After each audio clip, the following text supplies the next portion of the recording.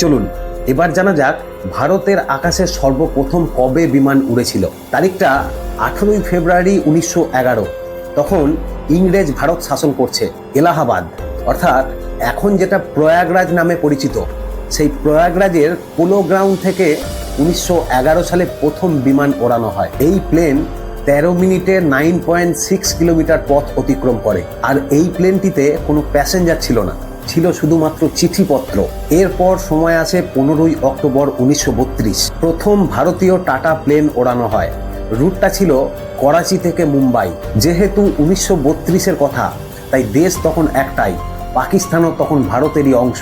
তারপর সময় আসে 8ই জুন 1948। প্রথম ইন্টারন্যাশনাল ফ্লাইট।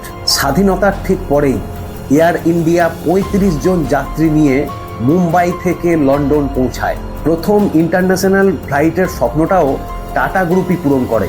2000 সালের পর ভারতবর্ষে বহু নতুন নতুন এয়ারলাইনের জন্ম হয়, যেমন jet airline, Kingfisher airline, Sahara airline.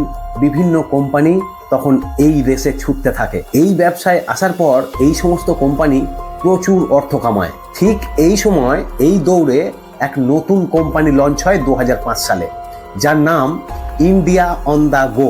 পরবর্তীকালে এই নামকে ছোট করে রাখা হয় ইন্ডিগো। চলুন এবার জানা যাক ইন্ডিগো সবাইকে পিছনে ফেলে এত বড় মার্কেটকে একা কভার করলো কিভাবে।